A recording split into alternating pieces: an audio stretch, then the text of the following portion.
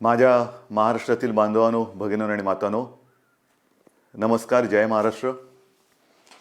बऱ्याच दिवसानंतर आपण भेटतो आहोत. जवळपास 1 महिना होऊन गेला असेल. या एका महिन्यामध्ये जे काय घडलं ते आपल्या समोर घडलेलं आहे. अनेक संकटांचं असं असतं की यायला लागले की एका मागोमाग एक येतात. कोरोनाशी लढतो आहोत, त्याच्यात मध्ये निसर्ग चक्रीवादळ आलं. आपण सर्व किनारपट्टीतली लोक श्वास रोखून बघत होतो की हे वादळ नेमकं कुठे धडकणार. रायगडमध्ये ते धडकलं आणि त्याची नंतर जी काय मी पाहणी केली त्या वादळाची भीषणता भयानक होती. जे त्या वादळाच्या तडाख्यात सापडले नशिबाने वाचले असं मी म्हणेन, पण त्याचबरोबरीने आपल्या शासन यंत्रणेने सुद्धा खूप चांगलं काम केलं. मनुष्यहानी किंवा प्राणहानी, जीवितहानी कमीत कमी कशी होईल यासाठी सतर्कता दाखवली. एकसुद्धा कोळी बांधव किंबहुना एकसुद्धा मच्छीमारी करणारी बोट आपण समुद्रात राहू दिली नाही. त्याने वेळेमध्ये आपल्या घरात आणलं, सुरक्षित जागी हलवलं आणि त्यामुळे प्राणहानी झाली, पण ती कमीत कमी ठेवण्यात आपल्याला काही प्रमाणात यश आलं. आर्थिक नुकसान तर झालेलं आहे. मोठी मोठी झाडं उन्मळून पडलेत, फळबागा उद्ध्वस्त झालेल्या आहेत, घरांचे छपरे उडून गेलेले आहेत. नुकसान अतोनात झाले, पण त्या अतोनात नुकसान म्हणजे विजेचे खांब सुद्धा उन्मळून पडलेले आहेत. या नुकसानीमध्ये आपण हेही पाहिलं की सरकार खंबीरपणाने ह्या सर्व किनारपट्टीतल्या कोकणवासियांच्या आणि जिथे जिथे हे वादळ पुढे सरकलं, ज्यांचं नुकसान झालं त्या सगळ्यांच्या पाठी खंबीरपणे उभं आहे. या गेल्या काही दिवसात काय झाले, एक तर आपण असे भेटू शकत नाही आहोत. हा विकास म्हणायचा का, कल्पना नाही, पण प्रत्यक्ष भेटी होत नाहीत आणि असं भेटावं लागतंय. आणि पूर्वी आपण अनेक दिवसानंतर भेटल्यानंतर विचारायचो, काय रे, कसा आहेस. मग जो तो आपापली दुःख असतील, व्यथा असतील, वेदना असतील एक बाजूला ठेवून भेटीत बोलायचं की मजेत आहे. आता सगळ्यांची परिस्थिती तीच आहे. कसे आहात, जसे तुम्ही आहात तसेच आम्ही आहोत. सगळे घरातच आहोत. सगळं काही ठप्प आहे, संपूर्ण जग ठप्प आहे आणि या संकटाचा सामना आपण करत आहोत. आज मी आपल्याशी बोलताना परवा 1 तारीख आहे. ही 1 तारीख आषाढी तर आहेच, पण जे आपल्यासाठी डॉक्टर्स योद्धे बनून लढत आहेत त्यांचा डॉक्टर्सचा राष्ट्रीय डॉक्टर दिन आहे. त्या सगळ्यांना मी त्यांचं कौतुक करतो, त्यांना धन्यवाद देतो आणि तुम्ही जी लढाई लढतात आमच्यासाठी त्याच्यात आम्ही सुद्धा तुमच्यासोबत आहोत. तुमच्यासोबत तुम्हाला आम्ही सहकार्य करतो आहोत आणि करू हे एक वचन त्यांना देतो. डॉक्टर दिनाबरोबर आपल्या राज्याचे माजी मुख्यमंत्री वसंतराव नाईक त्यांचाही जन्मदिवस आणि हा सप्ताहच आपण शेतकरी सप्ताह म्हणून साजरा करतो. म्हणजे दोन्ही जे आत्ता आपल्याला जीव वाचवत आहेत त्या डॉक्टरांचा तो दिवस आहे आणि योगायोगाने वसंतरावांच्या जन्मदिवसाच्या निमित्ताने जो शेतकरी दिन साजरा करतो, म्हणजे आपल्याला जगाला जो आपलं धान्य पिकवतो त्यांचा सुद्धा हा एक दिवस आहे.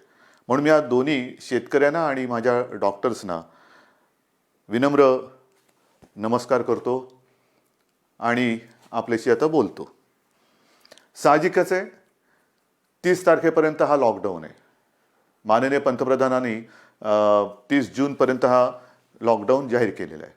30 जून नंतर काय होणार, मी यापूर्वीच आपल्याला सांगितलेलं आहे की आता लॉकडाऊन हा शब्द बाजूला ठेवायचा आणि हळूहळू आपण एक एक गोष्टी, सोयी सुविधा, सेवा ह्या उघडत जाणार. म्हणजेच 30 तारखेनंतर लॉकडाऊन उठणार का, तर अत्यंत स्पष्ट शब्दात नाही. मग काय होणार, असंच राहणार का, तर तेही उत्तर नाही आहे. आपण गेले 15-20 दिवस अनुभवतो आहोत.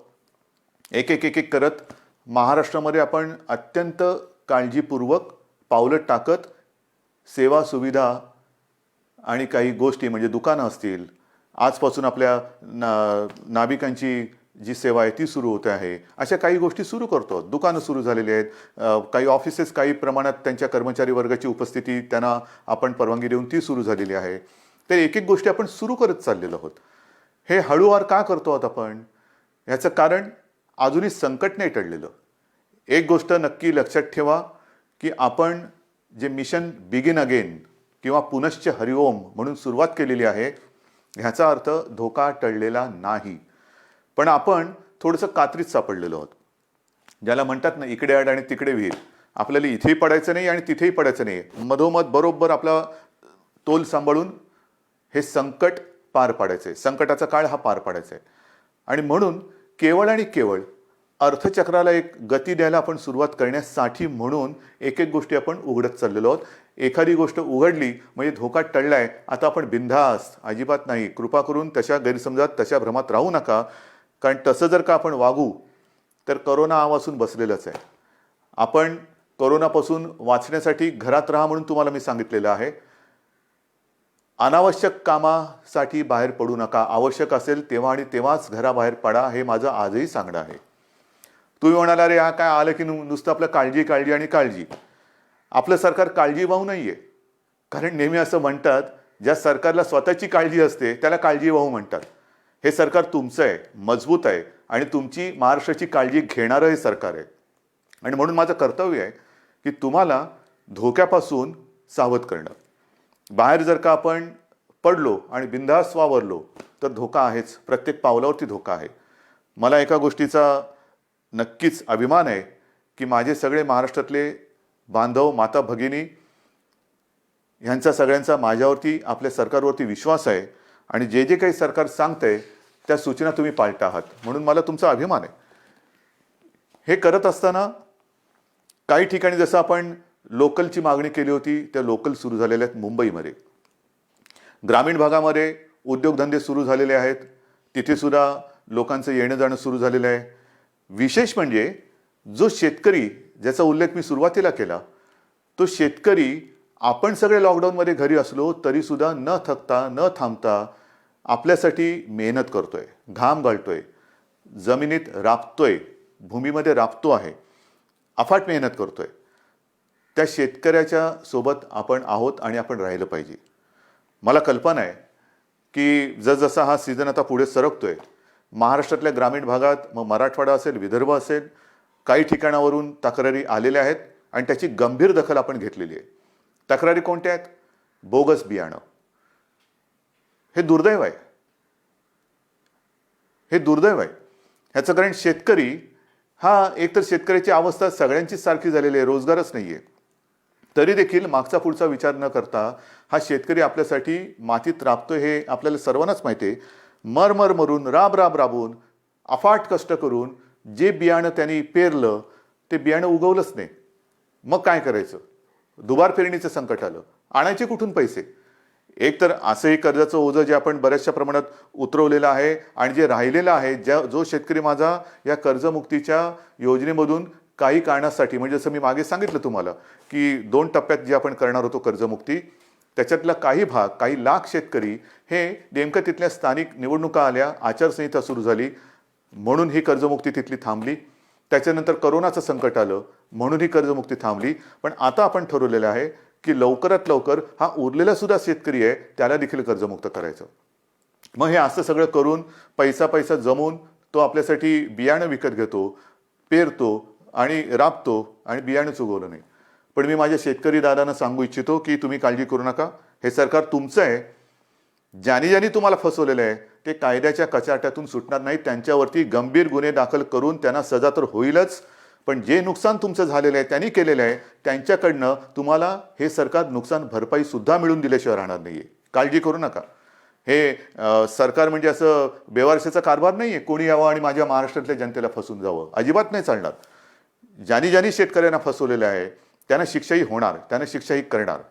आणि म्हणून मला असं वाटतं की एक संधपणा जो आपल्यामध्ये आहे तो फार महत्त्वाचा आहे. मला विशेष धन्यवाद आणखीन सर्व धर्मियांना द्यायचे आहेत. सर्व धर्मीय, मग त्याच्यामध्ये माझे हिंदू आलेच, मुस्लिमही आले, ख्रिश्चनही आले, शीख पंथी आले, सगळेच आले. ह्याचं कारण मी मागे आपल्याशी बोललो होतो.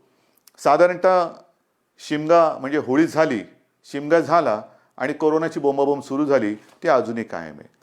सगळ्यांनी, मग तो ईद असेल, मग आपली रामनवमी असेल, आता तर मुख्य म्हणजे आषाढीची वारी, आषाढी एकादशी आता परवा आहे, मी चाललोय. पण सगळ्यांनी आपल्याला एक सामाजिक भान ठेवून हे उत्सव अत्यंत शिस्तबद्ध पद्धतीने जसं सरकार सांगते तशा पद्धतीने ते, आता साजरा हा शब्द विचित्र आहे, पण घरातल्या घरात का होईना साजरा करतात. सगळ्यांनाच धन्यवाद दिले पाहिजेत. आपल्या परंपरा आहेत. आषाढी एकादशीची परंपरा, वारीची परंपरा ही किमान 700-800 वर्षापूर्वीपासूनची आहे. आणि आपल्याशी मी आज बोलताना 2020 साल सुरू आहे. मला 2010चं साल आठवलं. 2010 साली मी पांडुरंगाचं दर्शन घेतलं. कसं घेतलं आपल्याला माहिती आहे.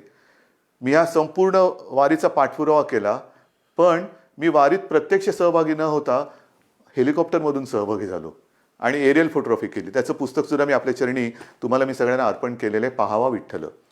मी विठ्ठल पाहिला, नक्की पाहिला. मंदिरात जाऊन नाही पाहिला कारण मी हेलिकॉप्टरमध्ये होतो, पण अथांग पसरलेल्या त्या वारकऱ्यांमध्ये मला ते विठ्ठलाचं विश्वरूप दिसलं. माझ्यासारखा भाग्यवान मीच असेन. विश्वरूप ज्याला म्हणतात ते विश्वरूप काय असतं ते विश्वरूप मी त्या वारकऱ्यांच्या रूपात पाहिलं. देहभान हरकून हे वारकरी विठू नामाचा गजर करत चालत असतात. अक्षरशः देहभान हरकलेले असतात. म्हणजे कशाचं काही त्यांना सगळं जग आजूबाजूला आहे नाही आहे नाही, बस विठू माऊली विठू माऊली विठू नामाचा गजर करत ते चालत असतात. ही गेल्या अनेक वर्षाची परंपरा. अनेक ठिकाणावरनं संत महात्म्यांच्या पालख्या तिकडे येतात आणि मग ते रिंगणं होतात. मध्ये मग ते इंदापूरचं रिंगण असेल, वाखरीचं रिंगण असेल, ते घोडे धावतात. हे सगळं अप्रूप हे केवळ आपल्या देशातच होऊ शकतं.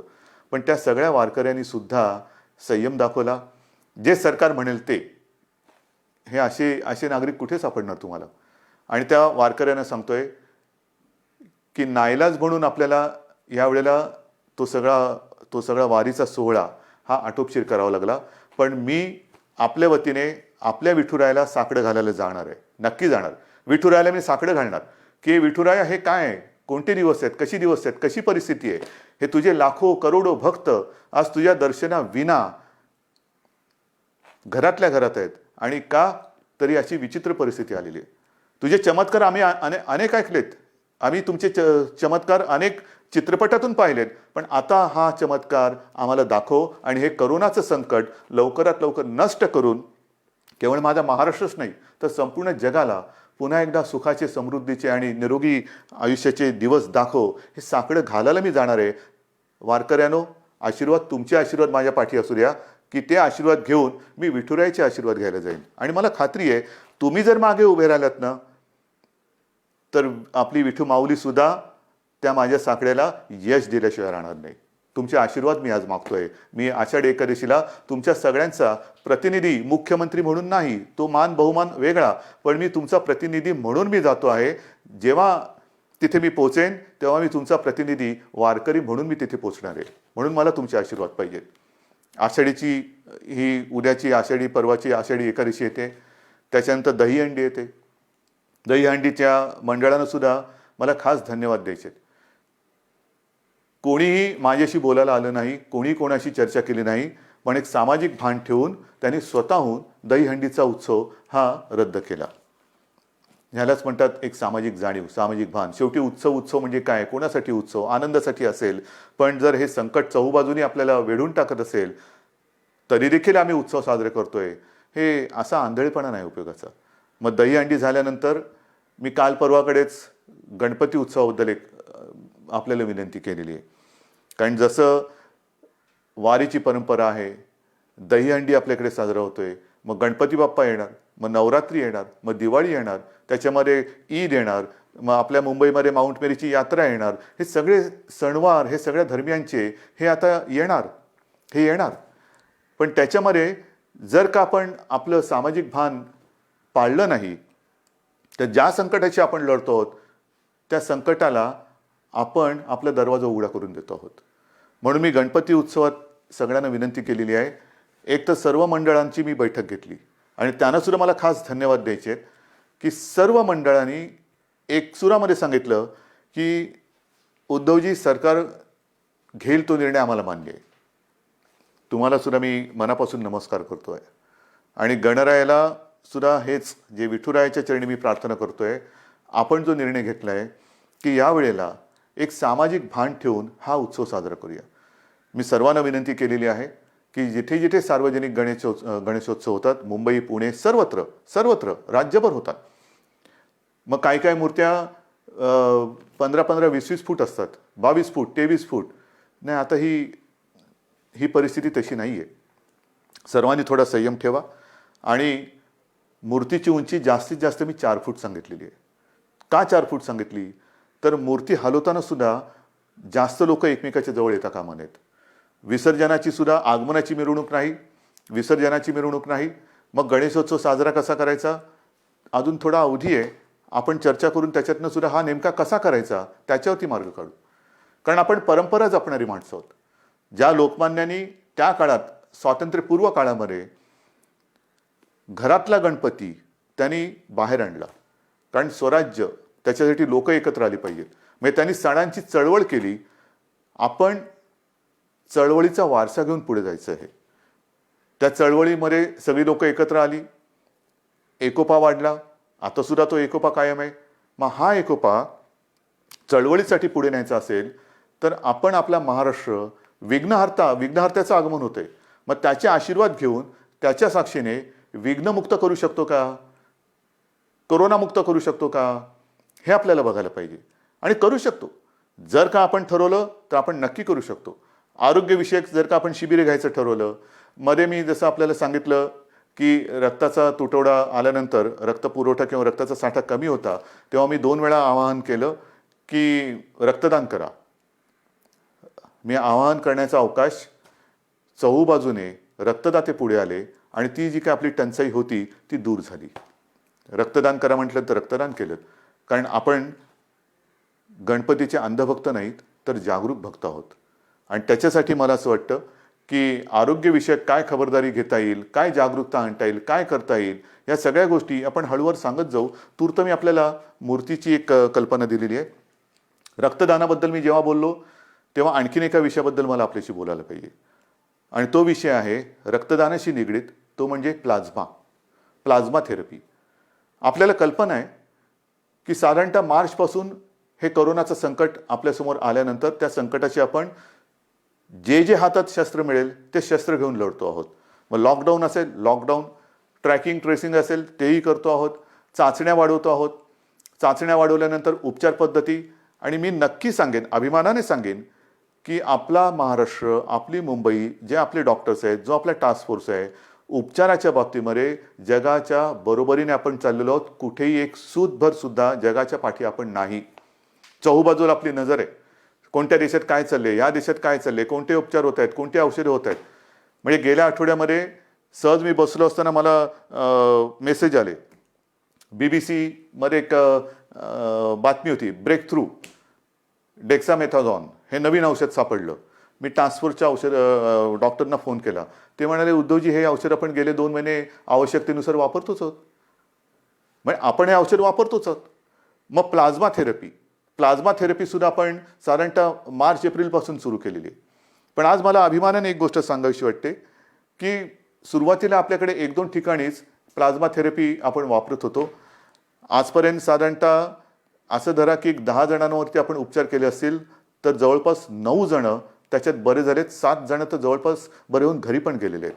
म्हणजे प्लाझ्मा थेरपी सुद्धा उपयोगी पडते. आणि त्याच्यासाठी उद्याच एका गोष्टीचं आपण लोकार्पण करतो आहोत. जे करतो आहोत ते तळमळीने करतो आहोत, मनापासून करतो आहोत आणि आवश्यकतेपेक्षाही थोडे जास्त करण्याचा आपला प्रयत्न आहे. आणि उद्या आपण एक गोष्ट अशी करतोय की कदाचित शब्द वापरतोय, कदाचित देशातलं सगळ्यात मोठं प्लाझ्मा थेरपी देणारं आपलं राज्य ठरेल. प्लाझ्मा थेरपीचा वापर करणारं आपलं राज्य ठरेल. कारण आपण ही केंद्र वाढवतो आहोत. पहिल्यांदा 2 होती, त्याचा विस्तार आपण करतो आहोत. उद्या कदाचित देशातलं सगळ्यात प्लाझ्मा थेरपीचा वापर करणारं पहिलं राज्य ठरेल आपलं. पण हे सुविधा झाल्या. मला जे खास करून ज्यांना कोरोना होऊन जे सुखरूप बरे होऊन घरी गेलेत त्यांना एक विनंती करायची. रक्तदान हे कसं, एक रक्तदान कोणी करू शकतो, पण प्लाझ्मा कोणाचं वापरू शकतो? रक्तगटाप्रमाणे तर तो वापरावा लागतोच. पण ज्यांना कोरोना होऊन जे बरे झालेत आणि ज्यांच्या शरीरात ती अँटीबॉडी तयार झालेली आहे, अशांचं रक्त घेऊन, त्यातनं प्लाझ्मा घेऊन त्या रक्तगटाच्या रुग्णाला जर तो प्लाझ्मा आवश्यकतेनुसार वापरला तर बऱ्याच रुग्णांचा प्राण आपण वाचवू शकता. आणि म्हणून खास करून मला जे रुग्ण बरे होऊन घरी गेलेले आहेत त्यांना विनंती करतो आहे की कृपा करून आपण पुढे या. आमच्या शासकीय विद्यालयांना वैद्यकीय विद्यालय आहेत त्यांना संपर्क करा, शासकीय डॉक्टर्स आहेत त्यांना संपर्क करा आणि आपण जसं रक्तदान करतो रक्तदानच करायचं आहे, पण तसं प्लाझ्मा दान करा की जेणेकरून आपण वाचलात, आपल्या माध्यमातून आणखीन काही जण वाचू शकतो. ह्यालाच तर आपण एकत्रितपणा म्हणतो, ह्यालाच तर आपण एकजूट म्हणतो आणि ती आपल्या रक्तामध्ये आहे. आणि ती मी मागेही म्हटलं होतं, लढणं हे आपल्या रक्तात आहे आणि जेव्हा रक्ताचा तुटवडा होता तेव्हा रक्तदान करून हा लढाऊ बाणा आपण सिद्ध केलाय. आता हा पुन्हा एकदा सिद्ध करण्याची नव्हे, पण त्याच्या आवश्यकतेनुसार वापर करण्याची गरज आहे. बांधवांनो आणि माता भगिनींनो, एक गोष्ट नक्की आहे की जसं मी औषधाच्या बाबतीत तुम्हाला सांगितलं की कोणत्याही औषधाच्या बाबतीत आपण पाठी नाही आहे. सुरुवातीपासून जी औषधं आपल्याला वाटतात की वापरली पाहिजेत, म्हणजे आता सगळीकडे रेमडेसिवीर कितीला मिळणार, रेमडेसिवीर मिळणार की नाही, रेमडेसिवीरची किंमत काय होणार, मग फॅव्हिपिरावीर, म्हणजे जशी जशी नावं येतात तसतसं त्याचा बोलबाला होतो. पहिला होता तो एससीक्यू हायड्रॉक्सिक्लोरोक्विन, मग त्याचा एक हे झाला, ते आपण वापरतोय, आवश्यकतेनुसार वापरतोय. रेमडेसिवीर वापरतो आहोत, टॉझिलिझुमॅब वापरतो आहोत, आयव्हरमेक्टिन वापरतो आहोत, डॉक्सी वापरतो आहोत.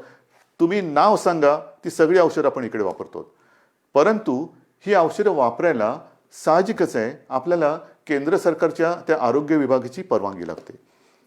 आणि मला एक गोष्ट आपल्याला सांगायची आहे, साधारणतः एप्रिल शेवट किंवा मे असेल, मेची सुरुवात किंवा पहिला मध्ये असेल, आपण ह्या औषधाच्या उपलब्धतेसाठी पाठपुरावा सुरू केला, रेमडेसिवीर आणि फॅव्हिपिरावीर, कारण तिथून परवानगी घ्यावी लागतील. मग त्याच्यानंतर एका रुग्णांच्या ग्रुपवरती त्याची टेस्ट घ्यावी लागते. ती यशस्वी झाल्यानंतर मग तिथून परवानगी मिळाल्यानंतर मोठ्या प्रमाणात आवश्यकतेनुसार त्याचा वापर करावा लागतो. आता गेल्या आठवड्यामध्ये ह्याची परवानगी आपल्याला मिळालेली आहे, रेमडेसिवीर आणि फॅव्हिपिरावीर. येत्या काही दिवसात याचा पुरेसा साठा हा आपल्याला उपलब्ध होईल. किमतीची पर्वा करू नका. शासकीय आणि निमशासकीय रुग्णालयामध्ये मी तर म्हणतोय की रेमडेसिवीर आणि ही औषधं आपण मोफत उपलब्ध करून देण्याच्या विचारामध्ये आहोत.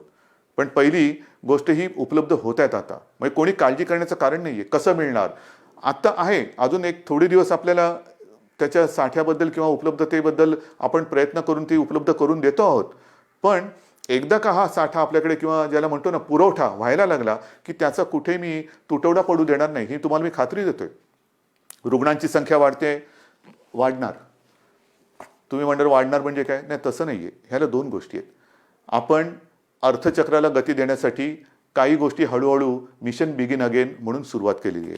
ये जा वाढली, भेटणं वाढलं, संपर्क वाढला आणि तो संपर्क वाढल्यानंतर साहजिकच आहे रुग्णांची संख्या ही सुद्धा वाढत चाललेली आहे. पण ही रुग्णांची संख्या वाढत असताना आपण टेस्टची संख्या सुद्धा वाढवतो आहोत आणि ती वाढवलेली आहे. म्हणून आता रुग्ण येण्याची वाट न बघता आपण व्हायरस पोचायच्या आत तिकडे पोहोचण्याचा प्रयत्न करतोय. चेस द व्हायरस ही एक नवीन संकल्पना मुंबईत सुरू केली, ती संपूर्ण राज्यभर आता आपण राबवत आहोत. Chase the virus. आणि त्याच्यासाठी रुग्णांची संख्या जरी वाढत असली तरी आपल्याकडे आरोग्य सुविधाही आपण वाढवत आहोत. औषधांची सुद्धा कुठेही टंचाई होणार नाही, औषधोपचार ते सुद्धा वाढवत आहोत.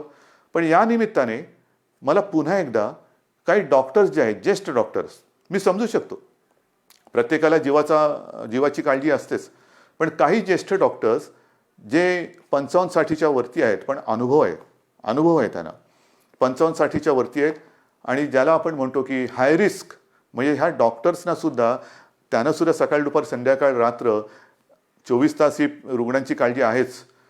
तर त्यांना सुद्धा इतर काही व्याधी किंवा विकार आहेत, म्हणजे डायबिटीज असतील, किडनीचे विकार असतील, समजा दुसऱ्या काही आणखीन गोष्टी असतील, तर ते सुद्धा थोडेसे घाबरून हॉस्पिटलमध्ये जात नाही आहेत. मी त्यांना नम्रपणाने विनंती करतोय की आपण काळजी करू नका. एक काळ असाही होता की सगळीकडे पीपीई किट मिळत नाही, N95 मास्क मिळत नाही. आता या सगळ्याचा पुरवठा आपल्याकडे मुबलक आहे, साठा मुबलक आहे. काही काळजी करू नका. तुमच्या पाठी सरकार आहे. जे तुमच्या सुरक्षेसाठी आवश्यक आहे ती संपूर्ण खबरदारी घेण्याची तयारी सरकारची आहे.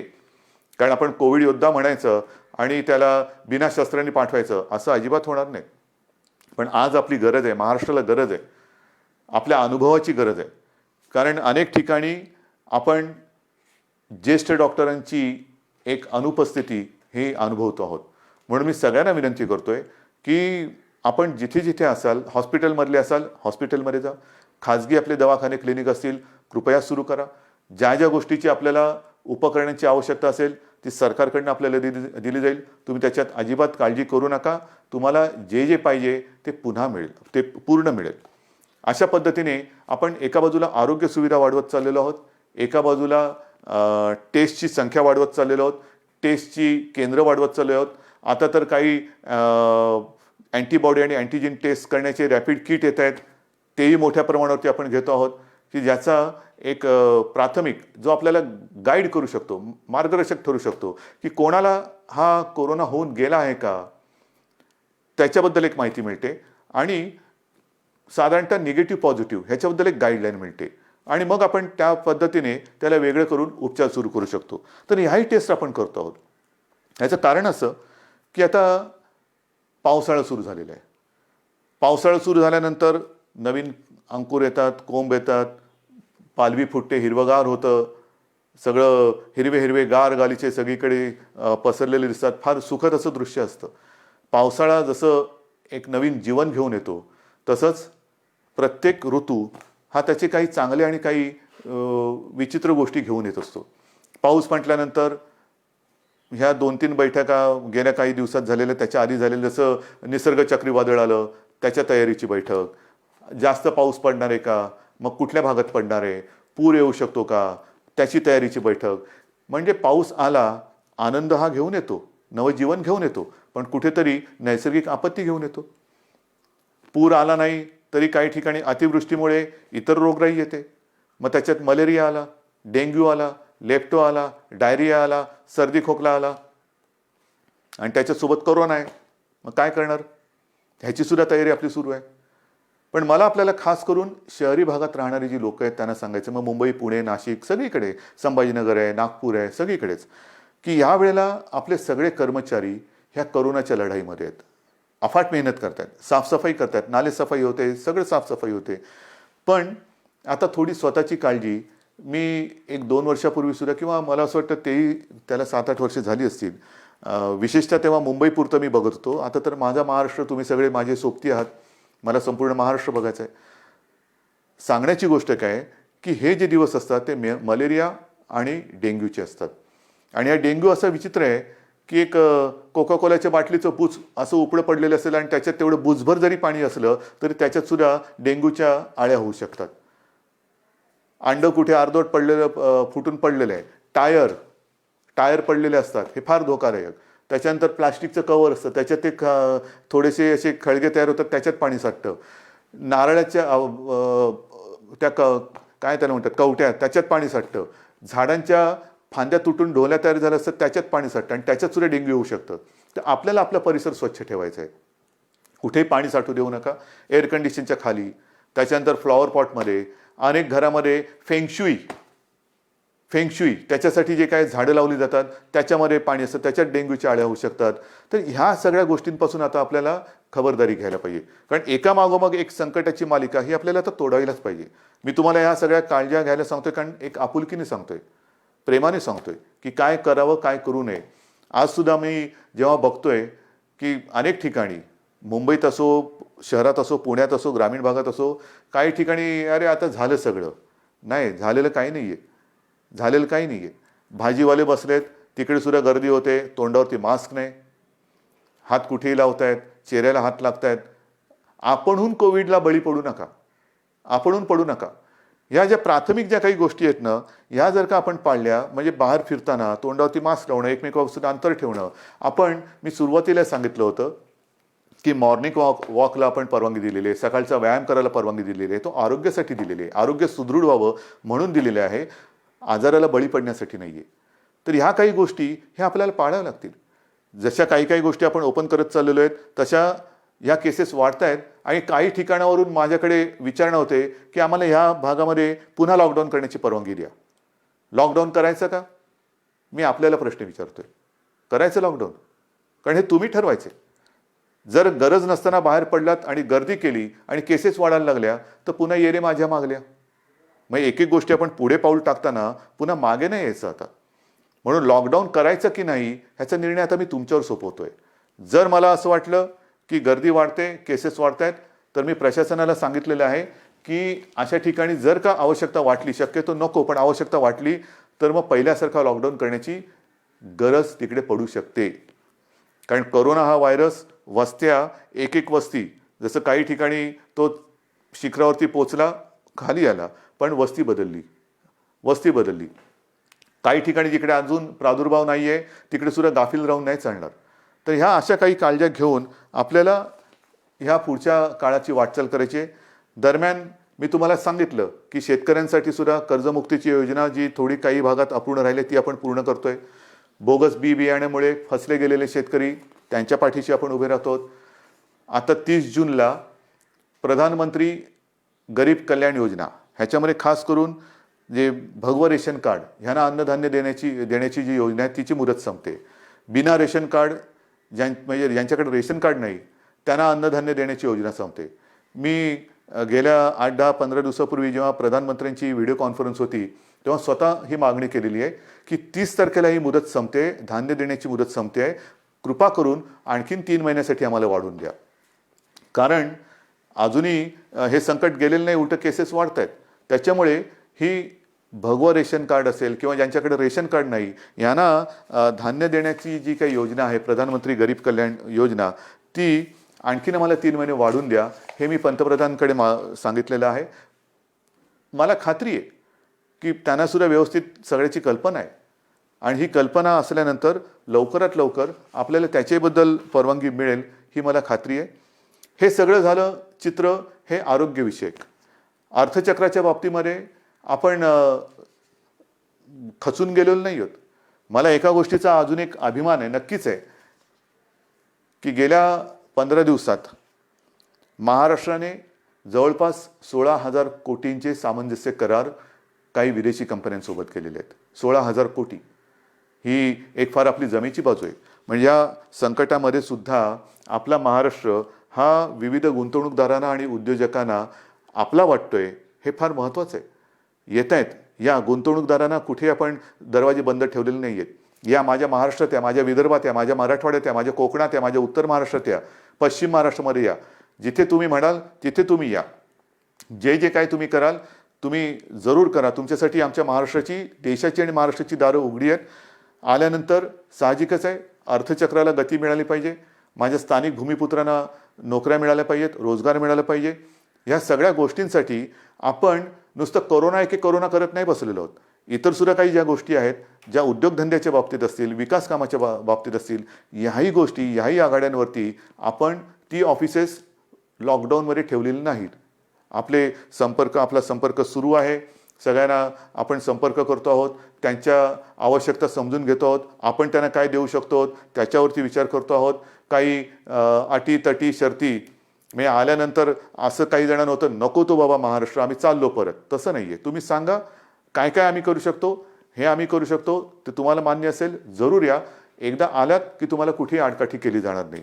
या पद्धतीने आपण जातो आहोत. मग ते पर्यटनाच्या बाबतीत असेल, उद्योगधंद्याच्या बाबतीत असेल, चहूबाजूनी आपण आपले प्रयत्न सुरू आहेत.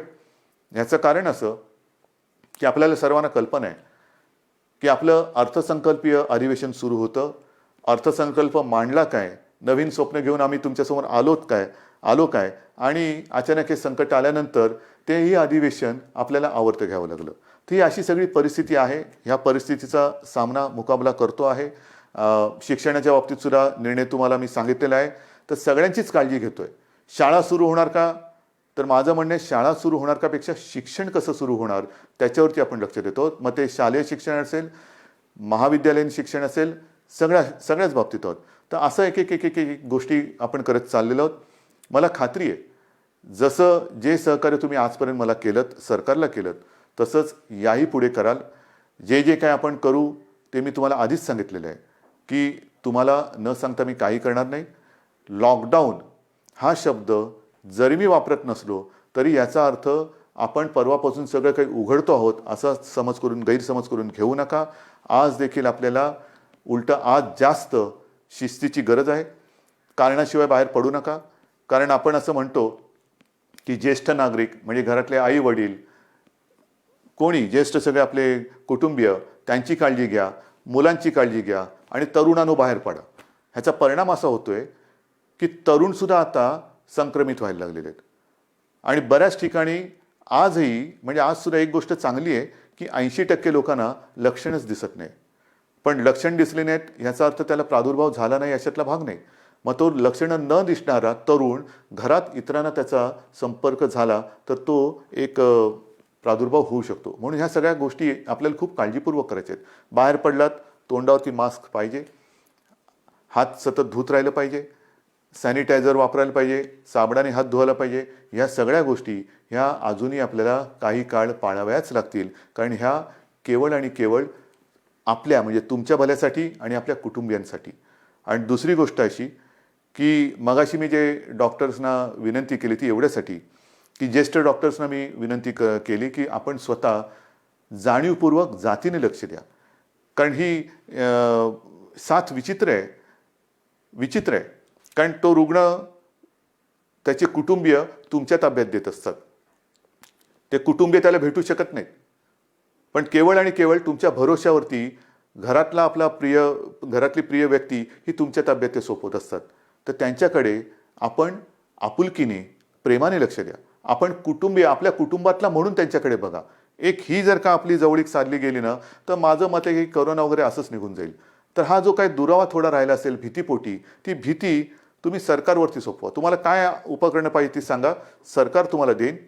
पण आता ह्या अंतिम टप्प्यात आपल्याला हे युद्ध अर्धवट सोडून चालणार नाही. इथपर्यंत आपण लढत आलेलो आहोत. आता जर का आपण गाफील राहिलो तर मग पुढे आपण जाऊ शकत नाही. अजूनही संकट टळलेलं नाही, धोका टळलेला नाही. पण हा धोका पत्करून जे करता येणं शक्य असेल त्या गोष्टी आपण हळुवारपणाने उघडत चाललेलो आहोत. लॉकडाऊन पुन्हा करण्याची वेळ येऊ नये आणि त्याच्यासाठी आपलं सहकार्य जसं आजपर्यंत सरकारला मिळालं तसंच ते यापुढे सुद्धा मिळेल अशीच अपेक्षा आणि विश्वास व्यक्त करून मी आपली रजा घेतो. जय हिंद, जय महाराष्ट्र.